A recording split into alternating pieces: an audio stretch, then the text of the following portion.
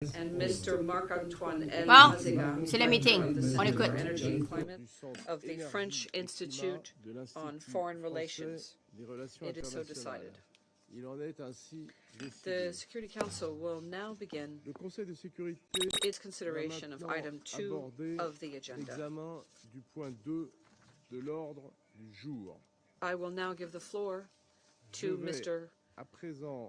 Navid Hanif. Thank you, Mr. President. Distinguished members of the Security Council, Excellencies, I have been requested to brief the Council on the issue of recent leaks in the Nord Stream pipelines. I should emphasize that all information and data cited in this brief are from publicly available sources. The UN is not in a position to verify or confirm any of the reported details relating to this incident. In the course of 26 to 29 September this year, 4 leaks were detected in the Nord Stream submarine pipelines in the Baltic Sea. The first leak was reported on Nord Stream 1 pipeline in the morning of 26 September in Europe, when seismologists detected a spike in activity. Second and third leaks were reported in the evening of 26 September on Nord Stream 1 pipeline.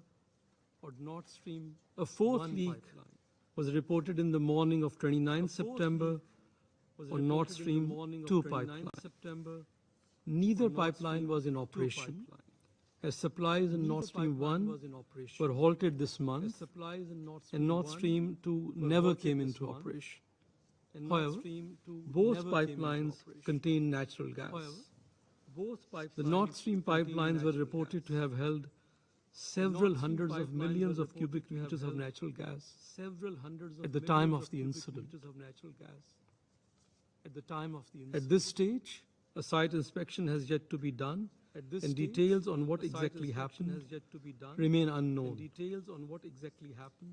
While the causes of the incident are being investigated, it is equally urgent to address the consequences of these leaks. I would like to point 3 possible potential impacts of the leaks. First, the damage to the Nord Stream pipelines raises concerns regarding the uncertainty in the global energy markets.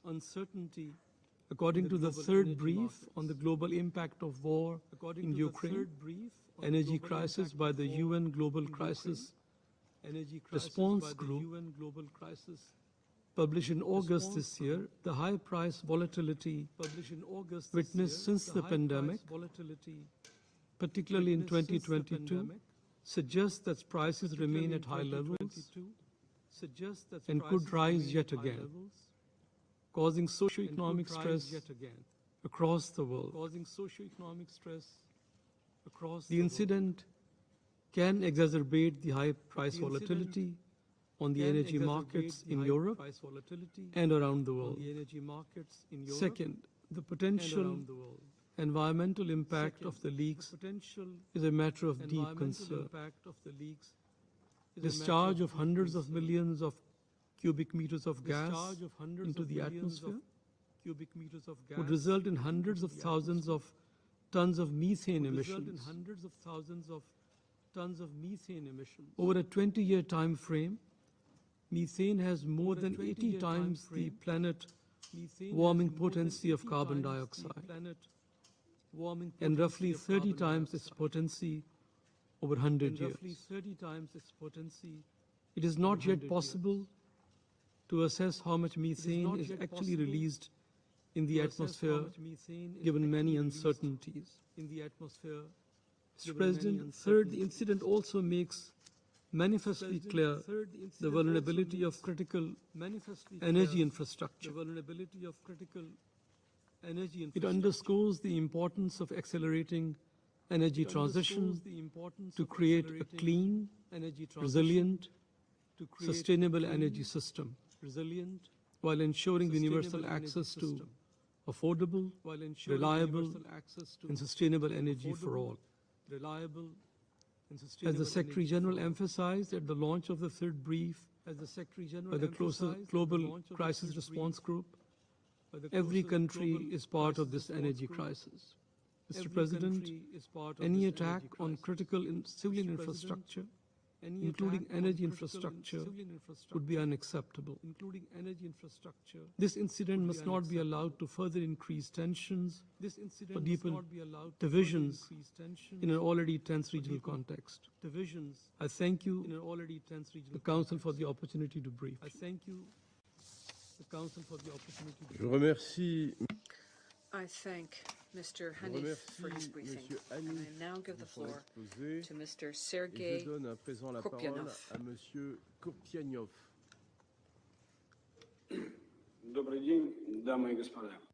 Good afternoon, ladies and gentlemen.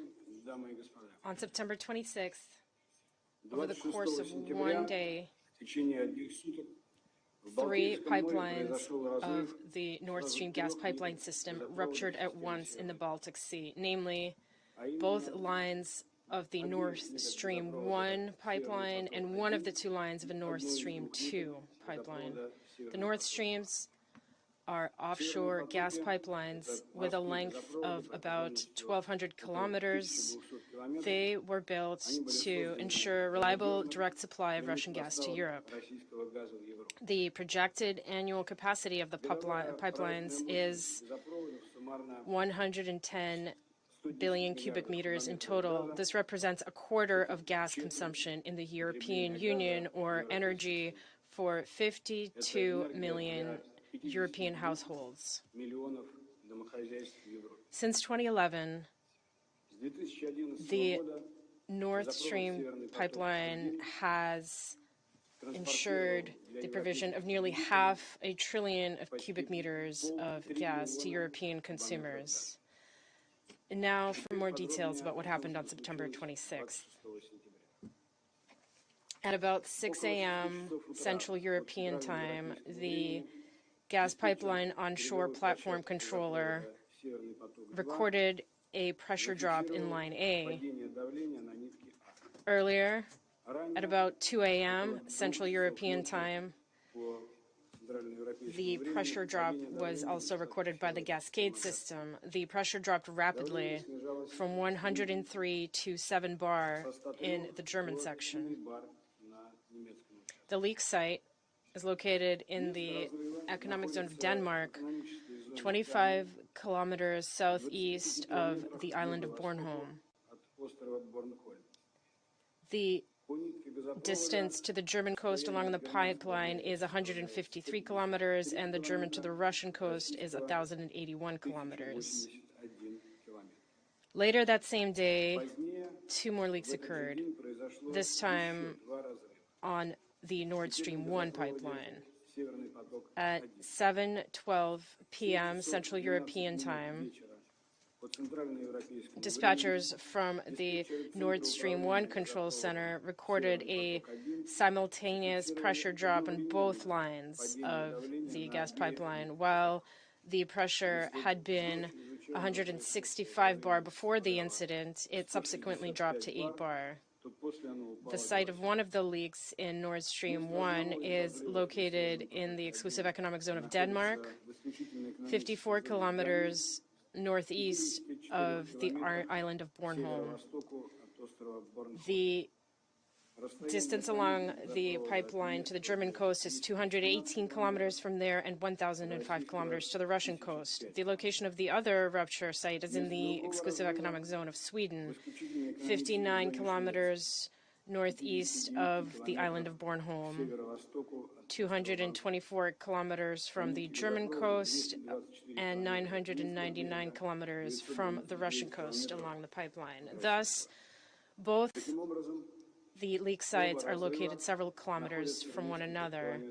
According to available estimates, the 3 lines contained about 800 million cubic meters of gas at the time of the incident. For comparison, this represents the consumption of Denmark over the course of 3 months. The Data regarding the sudden drop in pressure and gas leakage make it possible to say with certainty that the leaks in the pipelines was caused by physical damage. Nord Stream 1 and Nord Stream 2 are modern, high-tech, and ultra-reliable offshore gas pipelines. The impeccability of the technical solutions used therein has been confirmed by years of safe operation. In the construction of the gas pipelines, pipes were used made of ultra-strong steel that is several centimeters thick and reinforced with a concrete shell. At the moment of the incident, gas was not being transported through the pipelines for various reasons, but all lines were in a fully operational state. We have now begun searching for possible solutions to make the Nord Stream system operational once again. The time for the work necessary to restore the system cannot be estimated at the moment, but we can say with certainty that the task will be very daunting from a technical standpoint. The initial steps will be to carry out a physical examination of the rupture sites. Overall, a situation where 3 leaks occur on 3 lines of a pipeline in one day is absolutely unprecedented. Europe has essentially been indefinitely deprived of a key route for the delivery of a crucial energy resource. Russia and Gazprom has invested huge amounts of effort and funds to construct and to launch these pipelines, because this is the shortest and the safest, as we thought at the time, route for Russian gas to reach European consumers. Currently, the pipelines are ruptured. Thank you. I thank Mr. Kupianov for his briefing. And I now give the floor to Mr. Eil Mazega. Merci. Thank you, Mr. President. Merci, Monsieur le Président. Ladies and gentlemen, representatives, Mesdames et Messieurs les représentants. I am a researcher at the French Institute for Foreign Relations, and I have for several years been working on issues related to Ukraine.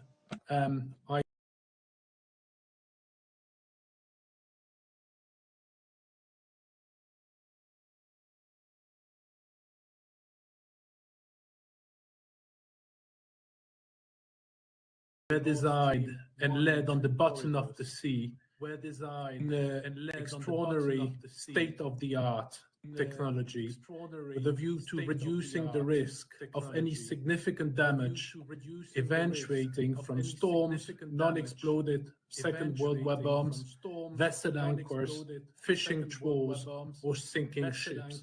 These are great pipelines. So to my best knowledge, an accident can be ruled out. I am, however, not in a position to tell you what exactly has happened. Instead, in my remarks, I will try to contextualize these unprecedented events, as Mr. Kuprianov put them.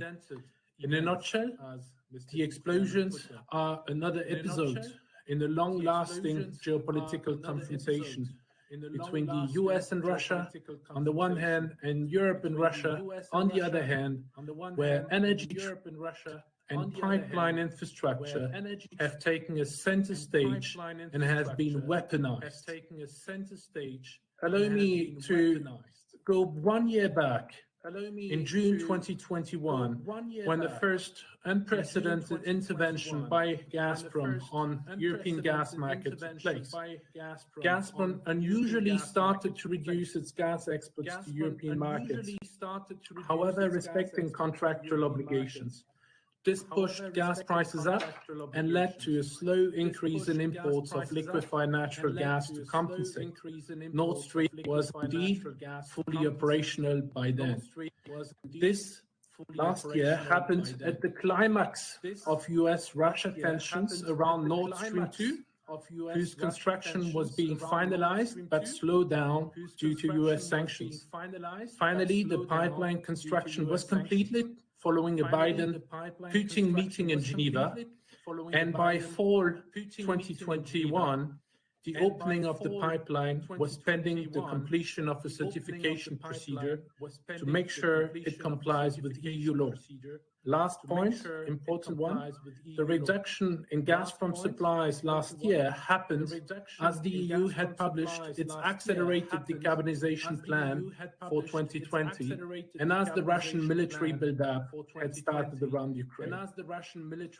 So Russia's aggression of Ukraine in February this year aggravated the gas supply tensions. End of February, Germany stopped the certification procedure for Nord Stream 2 indefinitely. Shortly after, Gazprom reduced gas supplies to Europe via Poland and Ukraine, and in the following months, using various pretexts and reasons, started to progressively cut off entirely most of its customers, but this time in key disregard of long-term contracts. This summer, in an unprecedented move, Gazprom further reduced export volumes via Nord Stream, blaming Western sanctions on equipment. So this extraordinary pipeline infrastructure, as we speak, had been actually shut down for many days and weeks. Europe and many important countries around the world have been severely impacted by Gazprom's market behavior. On the one hand, in Europe, we have soaring prices, which cause incredible burden and pain on consumers' utilities and public finances, while Gazprom has made huge profits. And in the rest of the world, many large importers are deprived of access to LNG cargoes because simply they cannot afford to pay them. The consequence is clear. Many countries and companies turn to dirty fuels such as heavy oil or coal as LNG became unavoidable, of course, causing huge, lasting environmental damage. So where did we stand just before the pipeline explosion? Well, Gazprom's contractual relations, much to my regret, and an incredible, unprecedented move, with most of its European customers were in full tatters, and flows through the pipeline were stopped for several weeks already. Against this backdrop, the relevance and value of the Nord Stream corridors to Russia has obviously declined. Financially, this huge investment is de facto a sunk cost investment. Gazprom had, as I said, stopped transporting gas through Nord Stream, and whatever the relevance of Gazprom explanations, Gazprom has the ability to reroute and had the ability to reroute gas going through Nord Stream via either Belarus or Ukraine, but this did not happen. It is a widely shared view among experts that the Nord Stream pipeline the Nord Stream 2 pipeline would probably never have been taken into operation following Russia's aggression against Ukraine. So the EU has been working in past months to phase out Russian gas as soon as possible, meaning when contractual obligations allow, and in turn, Russia has pledged to rapidly pivot its gas infrastructure to Asia, possibly China and India. So what is the new situation we are in now following the pipeline explosion? I cannot but stress the incredible massive methane leak And IPCC reports tell us how dangerous this is. And as a footnote, it is regrettable that Russia has not signed up to the global methane pledge, and satellite pictures of Russia suggest Gazprom has been ramping up gas flaring operations in past months. Spot gas prices are up again, and Gazprom can still export a lot more gas via Belarus and Ukraine if it really wanted to. I see little impact on US LNG exports to Europe in the short to long term. US supplies to Europe will remain steady unless the weather interferes. And overall, there is a clear upward limit to additional LNG supplies from the US in future to Europe, hence why Europe is looking for other options to help replacing some of the Russian gas.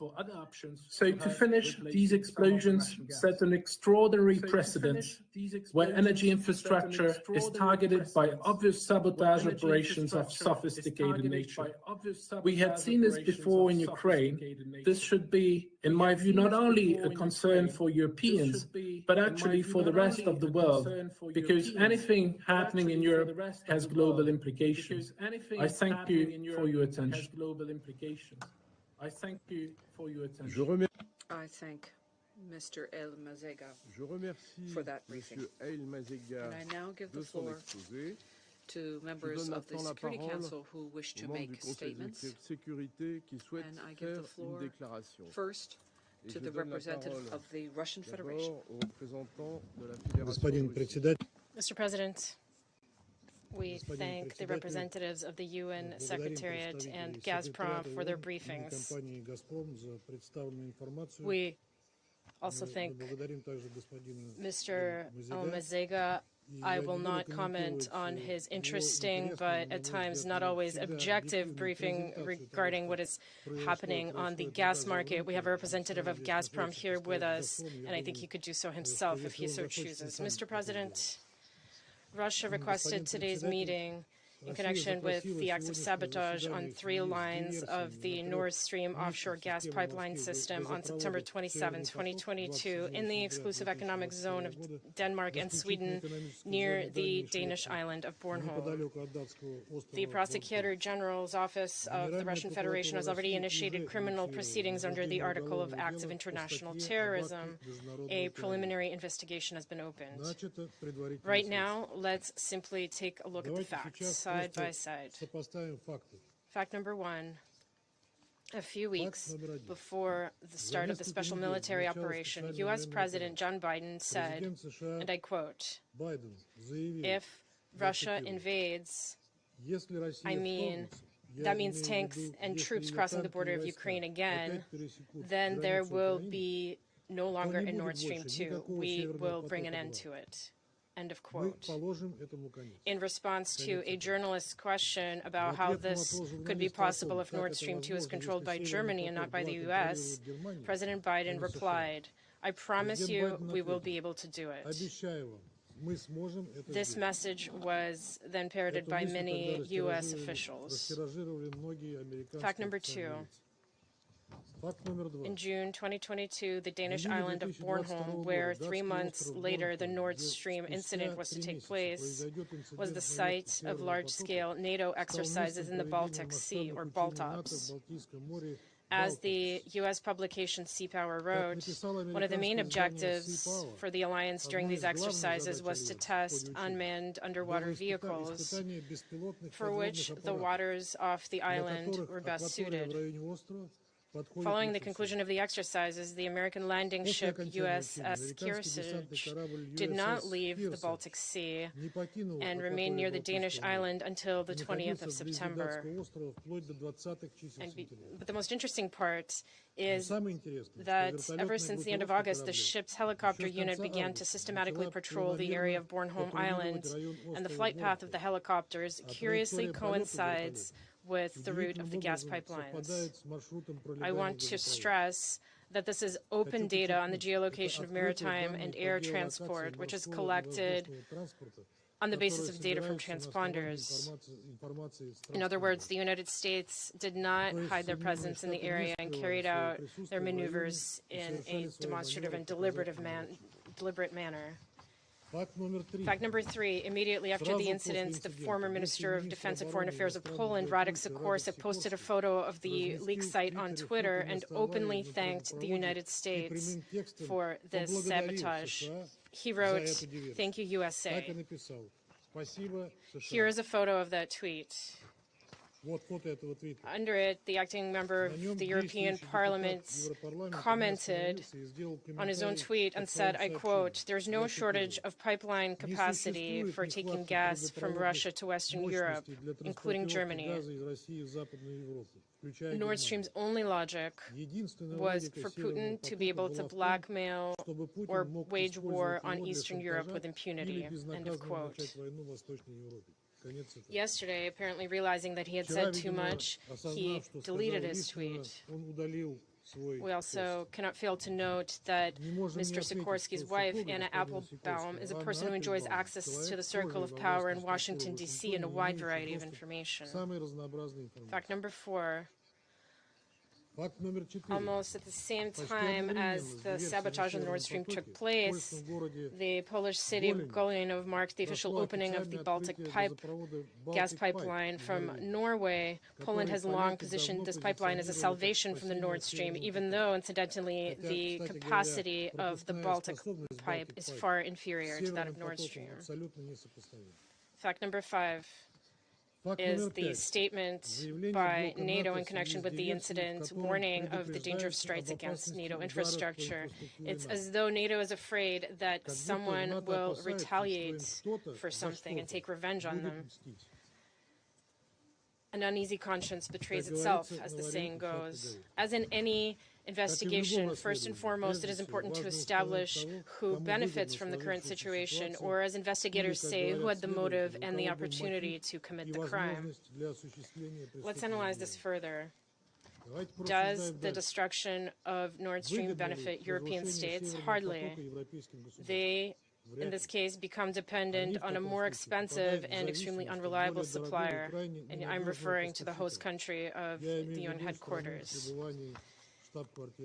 If we set aside the Polish, Czech, and Baltic politicians who have gone completely mad with Russophobia, then, despite the off-the-charts anti-Russian hysteria in the EU, experts cannot fail to recognize the danger of such a scenario and its consequences for the European economy. Serious environmental damage has been dealt to the Baltic Sea. Maritime communications are under threat. Colleagues from Denmark and Sweden confirmed all this in their letters to the Security Council. The objective significance of Nord Stream 1 and 2 and their contribution to Europe's energy security has been repeatedly stressed by top EU officials, as well as those of its member states.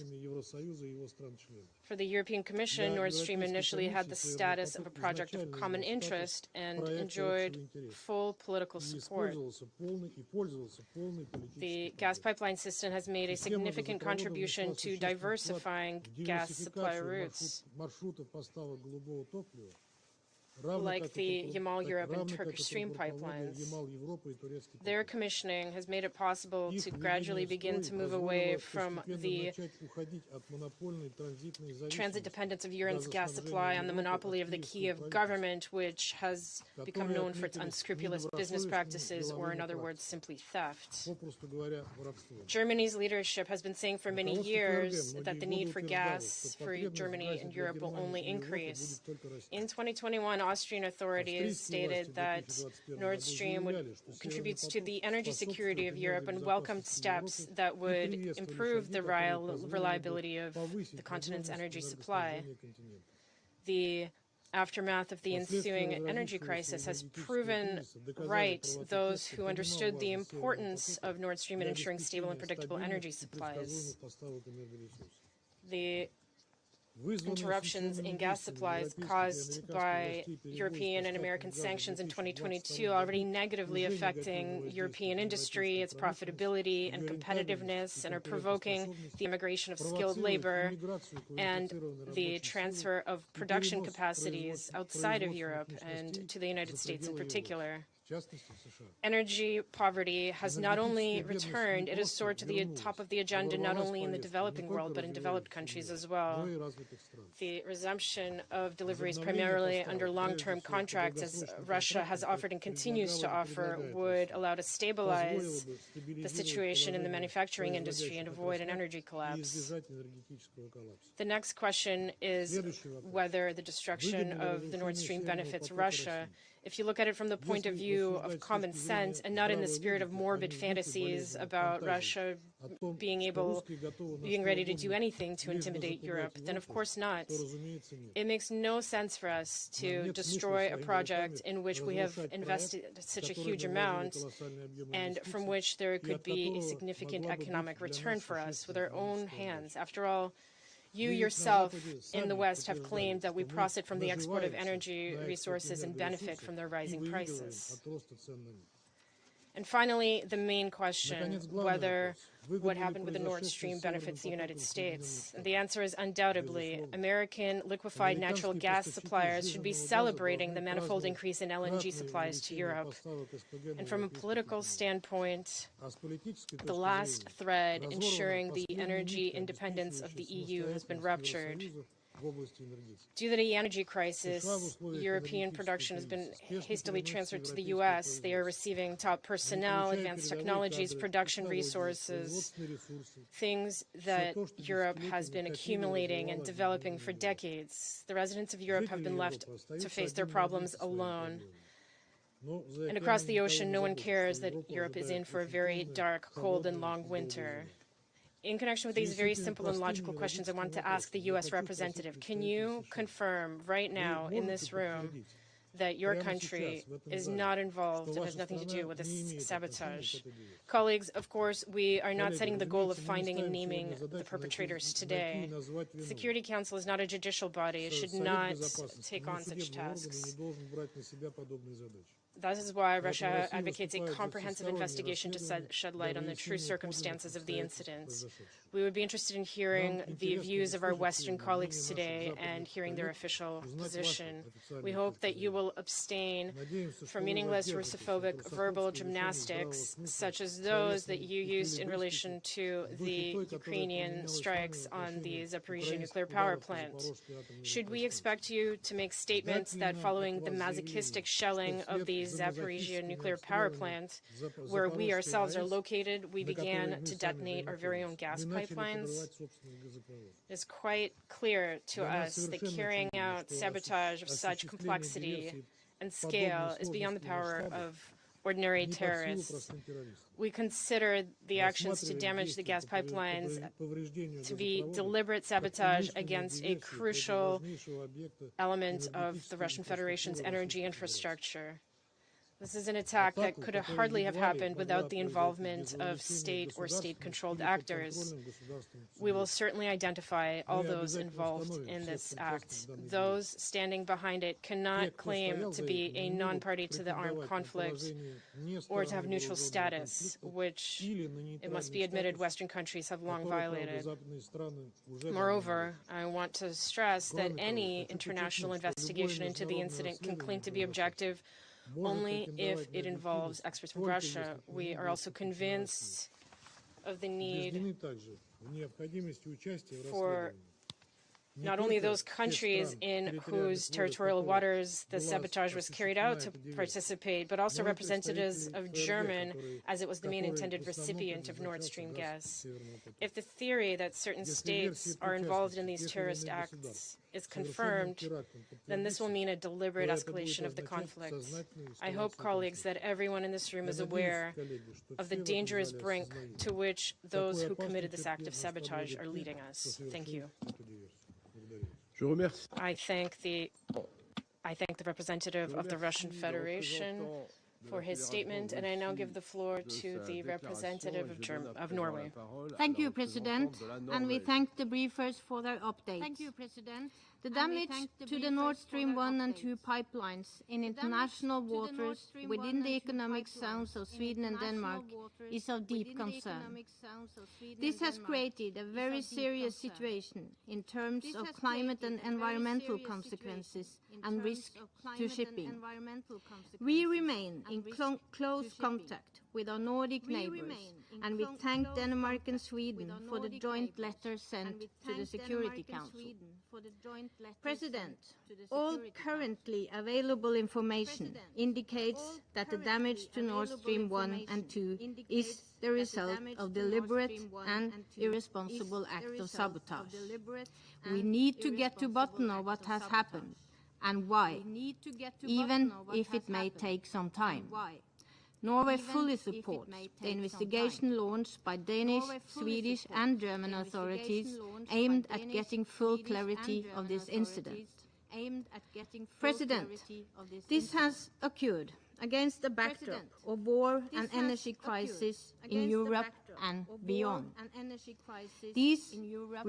Those responsible clearly wanted to create fear and insecurity on the European continent.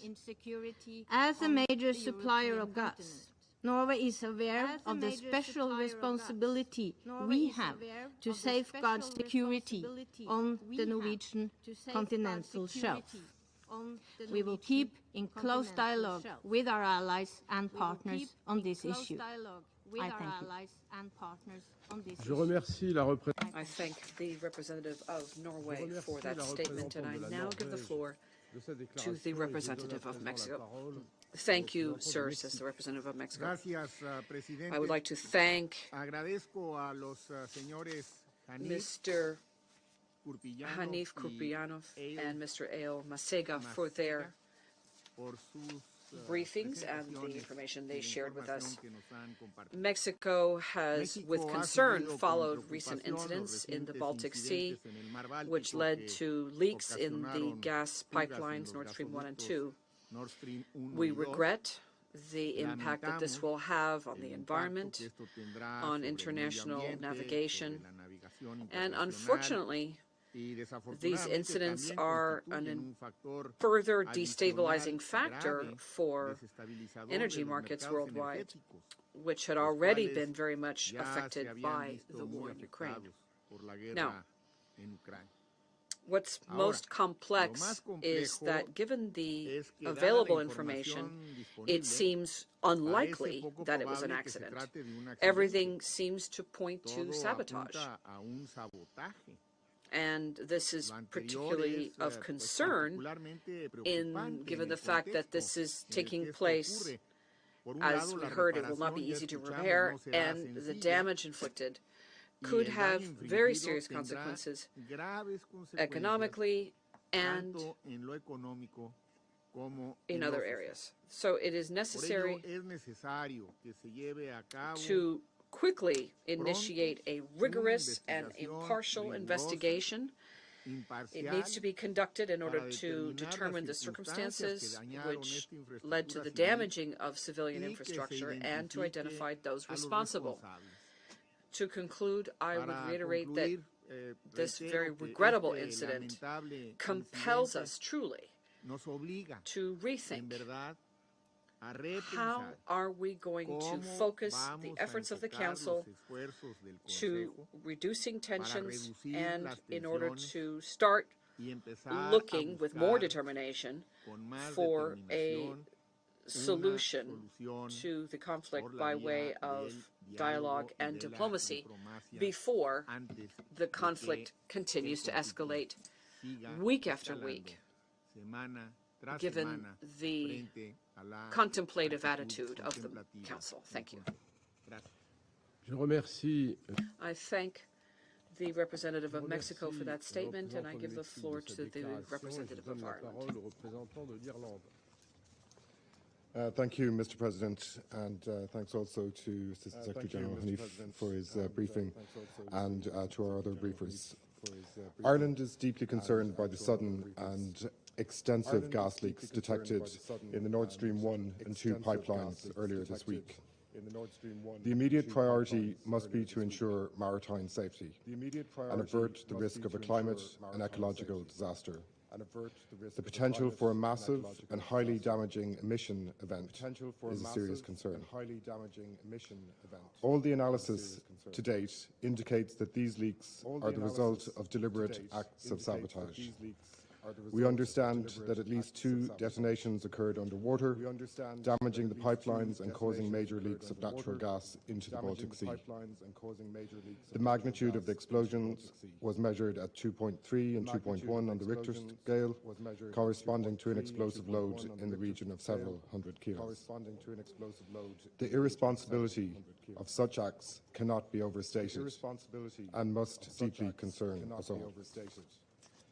That such acts might occur now, in the midst of a global energy crisis, and with winter fast approaching, makes it all the more appalling.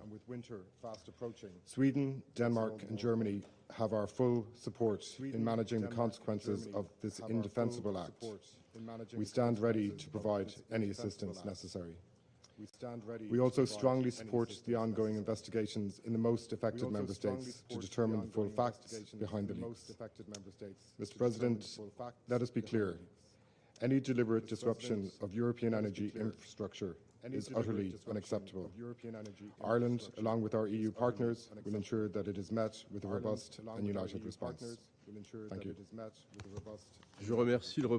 I thank the representative of Ireland for that statement, and I now give the floor to the representative of Gabon. Thank you, Mr. President. I thank the Associate Secretary General, Mr. Hani, for his briefing. We have listened closely to the briefings of Mr. Kupriyanov and Mr. Elmazega. Mr. President, the information that we have heard here today regarding the significant leaks from the Nord Stream 1 and 2 pipelines are cause for great concern and worry regarding the possibility for a disaster off the coast of the Baltic Sea. The scale of the risk and the economic and environmental potential impacts calls for an urgent, well-thought response in order to assess the level of the threat and pre-arm ourselves against the potential negative consequences of methane escaping into the atmosphere. We note with concern the measures that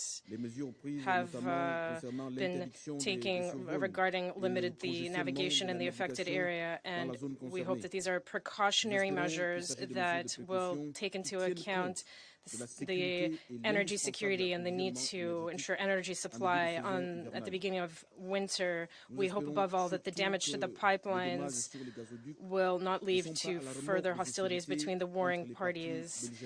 We wish to recall not only that we oppose the war, but also that the war is not a state of lawlessness. There are still strict rules protecting civilian populations and civilian infrastructure. We reiterate our call for an immediate cessation of hostilities between the warring parties and stress the urgency of the need to take action to repair the damage and limit the negative impacts. We also call for an independent investigation in order to shed full light on this incident and establish those responsible. Thank you, Mr. President. I thank the representative of Gabon for his statement, and I now give the floor to the representative of the United Kingdom. Thank you, President. And I'd like to thank our briefers for setting out what we know so far about this case, which is clearly still very limited. But once again in this chamber, we've heard some absurd Russian claims and conspiracy theories this afternoon. Russia's request for this meeting was a cynical attempt to distract from Putin's illegal annexation of Ukrainian territory today. President, the damage to Nord Stream 1 and Nord Stream 2 pipelines in the Baltic Sea is of deep concern.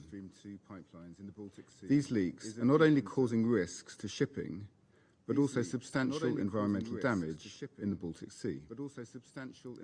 They are releasing enormous amounts of methane into the Earth's atmosphere. We agree the assessment that all currently available information indicates this damage is the result of sabotage. We strongly support the investigation by the authorities of Denmark, Sweden, and Germany. By the authorities of Denmark. Intentional damage to civilian infrastructure is reckless and irresponsible wherever it takes place. We must establish clear international norms that such damage is utterly unacceptable. For NATO's part, as set out in yesterday's statement of the North Atlantic Council, allies remain committed to prepare for, deter, and defend against any hybrid tactics by state and non-state actors, including coercive approaches to energy. We are clear that any deliberate attacks against allies' critical infrastructure would be met with a united and determined response. The United Kingdom will continue to work alongside our partners to protect Europe's energy security. Thank you. I thank the representative of the United Kingdom for that statement. I now give the floor to the representative of the United States. Merci, Monsieur le Président. Thank you, sir. Thank you to Assistant Secretary Hannah and our other briefers today. I'll be a little longer than I intended, given that, once again, our Russian colleagues have decided to instrumentalize a Security Council meeting to spread conspiracy theories and disinformation, and to quote my colleague, morbid fantasies. But let me begin by saying, clearly and unequivocally, we're deeply concerned by the apparent sabotage that took place on the Nord Stream 1 and the Nord Stream 2 pipelines. As we just heard from the United Kingdom, deliberate actions to damage critical infrastructure can't be tolerated. Efforts to investigate are underway, and the United States strongly supports European efforts to conduct this important investigation. It could take time, but the search for the truth will not be rushed. It's important that we first establish the facts. Now, I know our Russian colleagues have had a bad afternoon, a bad day. They had to sit and watch that strangely odd fascist Nuremberg-style rally combined with Las Vegas 1970s show that happened in Moscow this morning to celebrate the illegal annexation of Ukrainian territory. And that afternoon they got hit by the Council's vote, clearly sending the message about their annexation of Ukrainian territory. But I don't think that justifies, once again, the Russian delegation raising conspiracy theories and mass disinformation in this Council. My Russian colleague continues to use inflammatory rhetoric that is accusing the United States of being involved in this act of sabotage. Let me answer his question. Let me be clear. The United States categorically denies any involvement in this incident, and we reject any assertions saying the contrary. Let me also talk about energy supply, since that was raised, and the relationship between the United States and our European friends and partners in the energy sector. It's been clear for years that Russia is not a reliable energy supplier. So yes, the United States has been working with our European partners and our allies to increase their energy resilience and provide alternative supplies. We are working on a short-term basis and a long-term basis to address energy security and the stability of global energy markets, not only for Europe, but for the world. I'll end there because while we get to the bottom of what happened at Nord Stream, we're not going to let Russia's disinformation apparatus distract us from addressing the main issue at hand, which is the continuing aggression against Ukraine and the destruction of civilian infrastructure on Ukrainian sovereign territory. It's important that we use this meeting not to foster conspiracy theories, but to focus our attention on Russia's blatant violation of the Charter and its crimes in Ukraine. In only half a year, Ukraine has become the scene of some of the worst mass-scale violence, including destruction of infrastructure, that Europe has witnessed in decades. Of deep concern to us all is the conclusion last week by the UN Commission of Inquiry that Russia committed war crimes in Ukraine, including deliberate destruction of infrastructure. Sabotage of critical infrastructure should be a concern to us all. In the context of Russia's aggression against Ukraine, we have seen numerous Russian attacks damaging civilian infrastructure. We witnessed Russia recklessly seize control of Europe's largest nuclear power plant, risking a nuclear disaster in Europe. We saw countless attacks destroying civilian electricity infrastructure. Russia attacked energy and water infrastructure in Kharkiv, Zimev, and Pavlograd on September 11th and 12th that caused mass blackouts and water cutoffs. On September 14th, there were reports of Russia striking a dam at the Karachnev Reservoir, causing fear of flooding. We've also heard in this very chamber UN experts recount numerous verified instances of harm to civilians and civilian infrastructure resulting from Russia's war against Ukraine. These reports include credible reporting of the bombing of educational institutions, medical clinics, hospitals, killing of aid workers, medical staff, and patients. Evidence of the scale of atrocities continues to mount as Russia ignores international calls for an immediate stop to end this war. Despite efforts that we heard today to distract us from the truth, to distribute more disinformation and slightly wacky theories, the facts on the ground in Ukraine speak for themselves. Russian attacks in Ukraine have hit civilians, and they've reduced cities to rubble, resulting in thousands dead and injured. As we did with this afternoon's vote, we must continue to speak out against Russia's atrocities, this war, and the wanton disregard for international law that we are seeing on the ground. We must not allow Russia to continue to use this platform, this council, to spread lies and disinformation, which they have done since the very beginning of this war in Ukraine.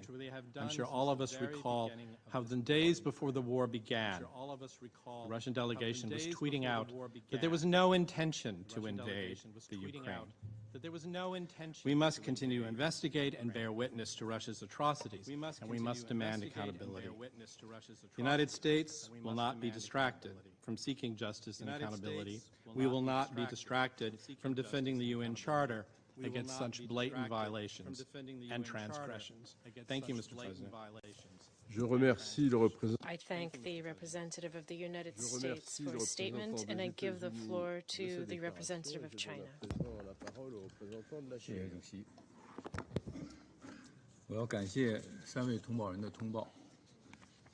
我们对北溪天然气管线今日发生。 Thank you. I thank the briefings by the three briefers. We're still concerned about the recent multiple leaks and powerful underwater explosions on the Nord Stream gas pipeline. The Nord Stream gas line is the main artery for energy transportation in Europe, providing vital gas supplies to 23 European countries. The physical disruption of the pipeline as a result of the leaks has exacerbated the energy supply shortages in Europe. Consumers around the world, particularly in developing countries, are likely to suffer from the resulting volatility in energy markets and the soaring energy price. Leaking is still going on.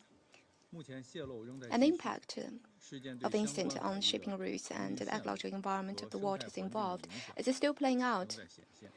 At a time when Europe and the world are facing with the proliferation of intractable challenges, this indeed is a great and tragic calamity that we do not wish to see. Mr. President, we note that some of the information right now indicates that the leaks this time is not an accident, and it's very likely the result of deliberate sabotage.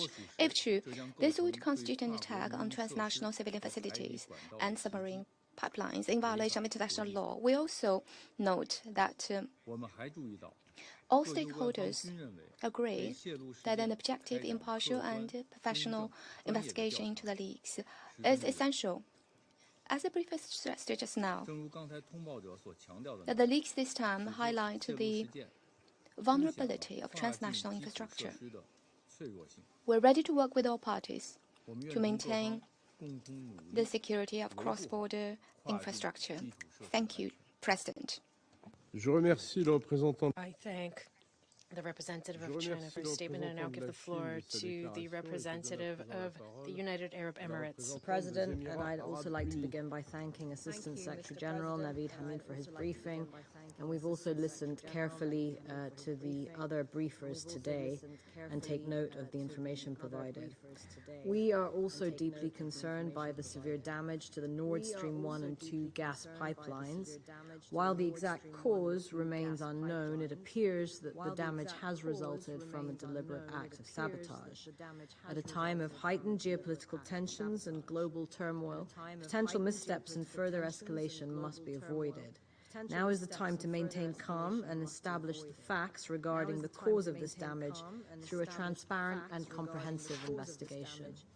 Mr. President, as the world continues to suffer the consequences of the ongoing conflict in Ukraine, maintaining maritime and energy security around the world is fundamental to ensuring all of our stability and prosperity. Further volatility in energy markets will put increasing strain on communities around the world, particularly those in developing countries. Furthermore, this incident has resulted in a grave environmental disaster with long-term repercussions not only to the Baltic Sea region, but to the world. While the full environmental cost is only now being assessed, it is likely to represent one of the worst greenhouse gas leaks ever recorded.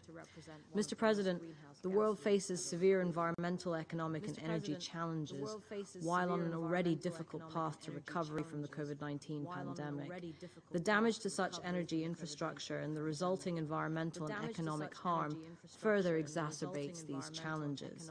We underline the critical importance of avoiding any steps that aggravate the fragile regional and global situation. All efforts must be made to ensure that the facts are properly established and that no further incidents take place. Thank you, Mr. President. I thank the representative of the United Arab Emirates for her statement, and I give the floor to the representative of Albania. We are also deeply concerned by the reports about large leaks that were detected on September 27 in both Nord Stream 1 and Nord Stream 2 pipelines in exclusive economic zones of Denmark and Sweden in the Baltic Sea. The plumps of gas rising to the surface are causing environmental damage, and the impact on maritime life in the Baltic Sea are likely to be very substantial. The information available so far indicates that leaks are the result of a deliberate act of sabotage. Such acts are unacceptable and threaten seriously the international security. We support the investigations underway to find the origin of the damage and the possible perpetrators. It is very important to get full clarity. We share the commitment of the international community to deter and defend against the misuse of energy and other hybrid tactics by state and non-state actors. Any deliberate attack against critical infrastructure should be met with a united response. While we wait for the results of the investigation, we must not lose sight of the larger context. While the military aggression of Russia in Ukraine continues and has further escalated, reckless and irresponsible acts of sabotage on critical energy infrastructure may be seen as acts of intimidation of the directly affected countries, the Baltic region and the European Union. Since 24 February, we have witnessed repeated attacks on civilian infrastructure, including by putting in serious danger nuclear plants, and energy is being used as a weapon of geopolitical gains. It is therefore imperative that we join efforts to promote energy security and to prevent further threats and actions. Thank you. I thank the representatives of Albania for her statement. I now give the floor to the representative of Kenya. Thank you, Mr. President. I also want to thank Mr. Naveed Hamid, ASG for Economic Development, and the two briefers for their briefings this evening. Mr. President, Europe and the world cannot afford any escalation or spread of the war in Ukraine. Many countries that were already struggling to build back after the COVID pandemic are bearing the brunt of the impact of this war, including the surge in food, energy, and farm input prices. That is why, Mr. President, Kenya continues to call for an immediate cessation of hostilities to allow space for diplomacy in the search of a political solution that is aligned to the UN Charter and that safeguards Ukraine's territorial integrity while being sensitive to the security concerns of all parties. I thank you for your attention. Je remercie la I thank the representative of Kenya for her statement, and I now give the floor to the representative of India. Thank you, Mr. President. I thank ASG and other two briefers for their statements. We are closely following developments with regard to the evolving situation. We continue to urge relevant sides to exercise restraint and not engage in any activity which may disrupt peace and stability. Any targeting of civilian infrastructure and facilities must be avoided. The present incidents have the potential to impact stability in Europe and beyond, apart from negatively affecting the environment. Since the beginning of the Ukraine conflict, the global south has been disproportionately impacted by its consequences, including those related to food, fuel, and energy crisis. The present situation, if left unchecked, has the potential to further exacerbate this situation. We would support calls for an independent and objective investigation in this regard. India strongly reiterates the need for an immediate cessation of all hostilities and a return to dialogue and diplomacy. We have consistently reiterated that the global order is anchored on international law, UN Charter, and respect for territorial integrity and sovereignty of states. I thank you. I thank the representative of India for his statement, and I now give the floor to the representative of Brazil. Thank you, Mr. President. I thank ASG Hanif, as well as Mr. Krupianov and Mr. Il Mazega for their briefings. This week's incident is undoubtedly cause for concern for all, in light of its potential to further disrupt Europe's energy security with rippling effects on the world's economy. We must also be aware to the significant environmental impact such a disaster poses to local maritime life and to the amount of greenhouse gases leaked, which threatens our global effort against climate change. It is critical that reactions are based on sound information. We encourage the sharing of additional information to Council members on the status of the Nord Stream pipelines on a regular basis. We also believe that an investigation into the events should precede any conclusions. It is in the interest of all to clarify the incident and seek a prompt solution to avoid worsening the energy crisis in Europe. We encourage those involved to cooperate in the investigation efforts and to work together to ensure the necessary repairs take place as soon as possible. And I thank you.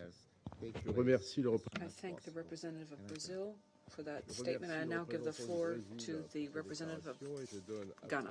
Thank you, Mr. President. I'd like to thank the briefers for sharing with the Council their assessment of the situation. Ghana notes with much concern the unprecedented damage caused to the Nord Stream 1 and Nord Stream 2 gas pipelines, resulting in the leakage of natural gas in the area. We have also noted the leakage has necessitated the demarcation of a no-sail zone and caused some disruptions to maritime straits that traverse the affected area. Like the wider international community, we are concerned about the immediate and potentially long-term damage to the marine environment and climate in the region. We believe that urgent and independent investigations are necessary to determine the circumstances leading to the leakage in the two pipelines and guide appropriate remedial action, including ensuring accountability by any persons or states found to have been complicit in this matter. The safety and security of the European energy infrastructure, like all other critical infrastructure situated on land, in maritime areas or cyberspace, requires the concerted efforts of all member states and the wider international community to prevent foreseeable interruptions in services that are critical to the survival of the people who rely on them. Indeed, the Security Council in its resolution 2341 recognized the increasing interdependence of countries on critical infrastructure and encourage cooperation at all levels to ensure their safety and protection from all forms of harm. We accordingly call on all stakeholders to work closely to resolve any issues affecting the security of the Nord Stream gas pipelines and such other critical infrastructure. We urge restraint by all parties concerned and caution against unilateral actions. I thank you. I thank the representative of Ghana for that statement, and I will now make a statement in my capacity as representative of France. France is very concerned by the two submarine explosions that hit Nord Stream 1 and Nord Stream 2 gas pipelines on the 27th of September, which led to 4 methane gas leaks near the Danish island of Bornholm. These events are without precedent, and France stands in full solidarity with Denmark and Sweden, who were directly impacted by the security and environmental consequences.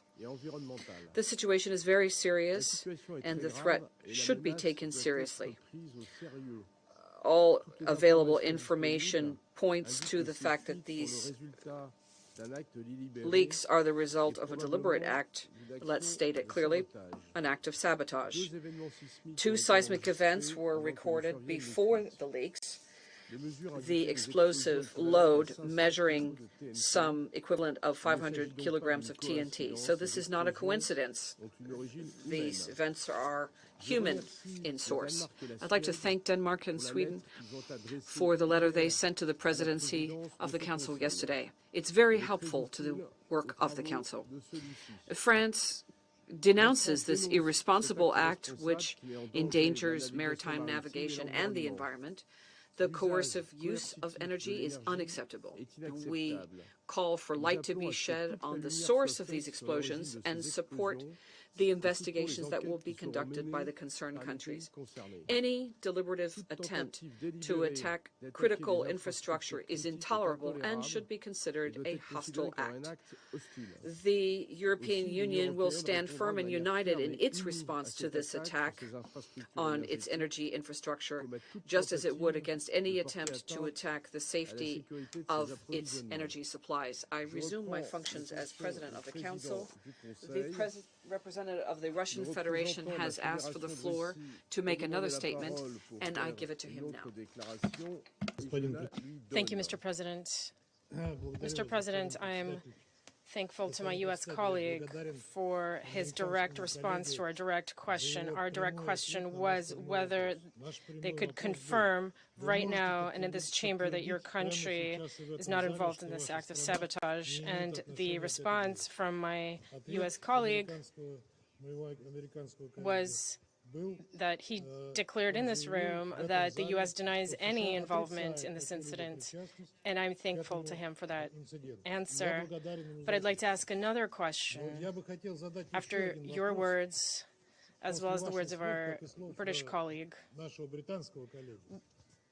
what do you refer to when you say Russian disinformation and conspiracy theories? We didn't say who was guilty here before an investigation is carried out. All we did is cite facts. You can't deny the words of your own president, to refute your own his words, public words. Those are a quote, and that is a fact, as are the other quotes and facts that I cited. It is a fact that in June 2022, NATO exercises, Baltops exercises were held near the island of Bornholm, and it's a fact that the foreign minister of Poland, Mr. Sikorski, published the tweet that I showed you where he thanked the USA for what took place with the pipelines. The opening of the Baltic pipeline from Norway is also a fact, and NATO's announcement following the sabotage that strikes on NATO infrastructure unacceptable, that is also a fact. These are all merely facts. Will you deny that the current energy crisis in Europe is objectively increasing the competitiveness of U.S. energy producers? Is that a conspiracy theory? This is objective reality of economic benefits for the United States. And finally, before the U.S. statement, we didn't link the Nord Stream incident with the Ukraine situation, but now we can see that our Western colleagues are considering this act of sabotage, no matter who may have committed it, as a form of revenge for Russia's actions in Ukraine. And I think that that statement narrows down the suspects and can help the investigation greatly. Thank you. I thank the representative of the Russian Federation for that statement. I believe that the representative of the United States has asked for the floor also. Monsieur le Président, I'll take the floor briefly. Again, I categorically deny any U.S. involvement in this incident. I also think we have heard quite categorically, both from me and from one of our briefers this morning, that the energy situation in Europe, however one wants to describe it, is more affected by Russia's unreliability as an energy supplier than anything to do with the United States. I also would like to point out that, as the Russian delegation itself has said, the facts they pointed out are clear. There's no hiding of anything that's been said. But it's Russia that, as I laid out, has a record over the last 7 months of destroying civilian infrastructure, of causing suffering and loss across Ukraine.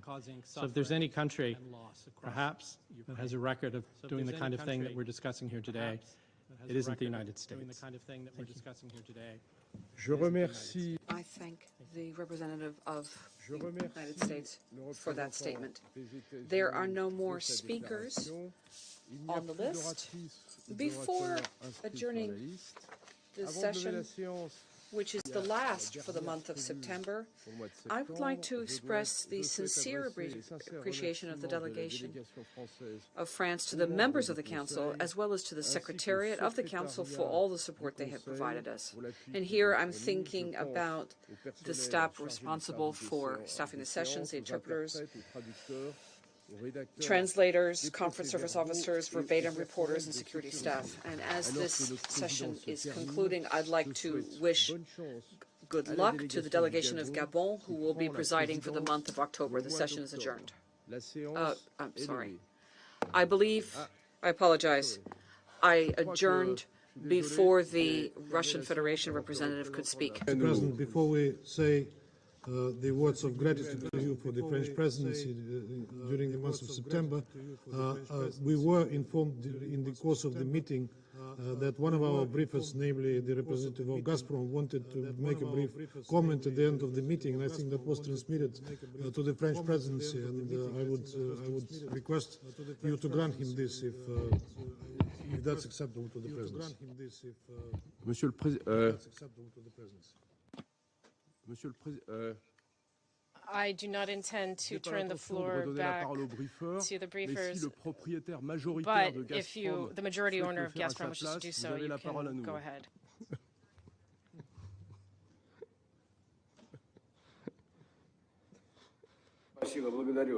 Thank you very much. I would like to briefly thank Mr. El-Mazega for his overview of the gas market, although we categorically disagree with him. Nord Stream 1 and 2 at present. I did not give you the floor, says the President, the representative of the Russian Federation. Mr. President, I cannot speak for Gazprom. I just passed the request of Gazprom to speak, and that was it. Très bien. Very well. I'm pleased that Gazprom can ask for the floor through Russia. If the owner of Gazprom wishes to speak, he may have the floor. Otherwise, the meeting is adjourned.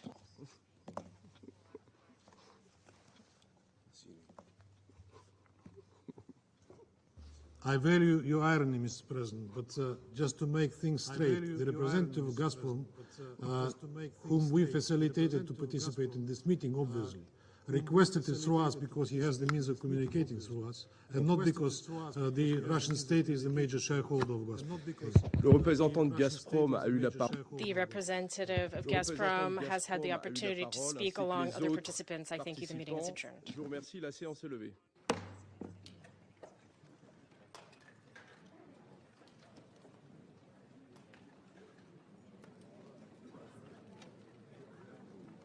Tabarnak.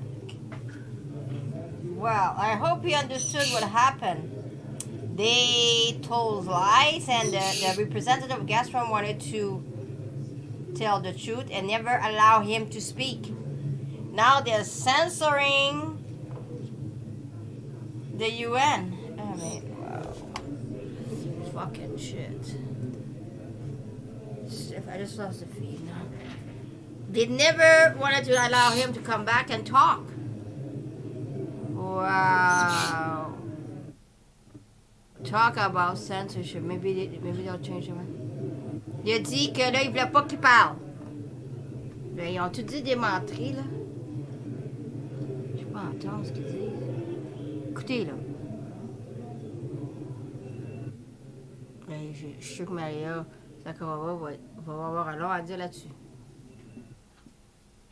Bon, tout est fini, j'ai plus rien.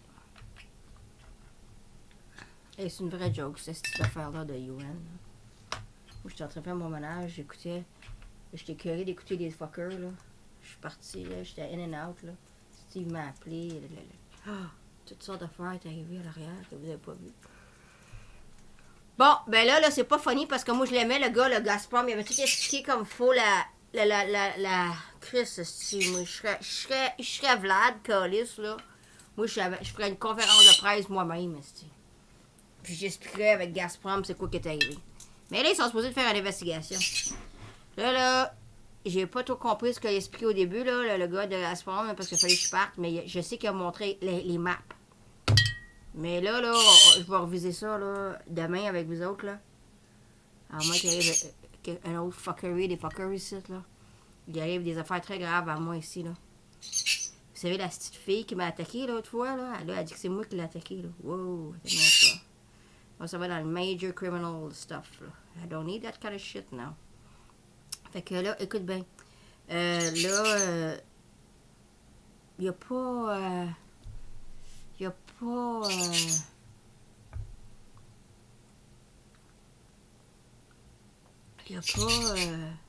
laisser le monsieur parler. Moi, ça me dérange en tabarnak parce que je trouvais que... Ça m'arrête donc, là. Le gars était factuel, il savait de quoi il parle. En tout cas,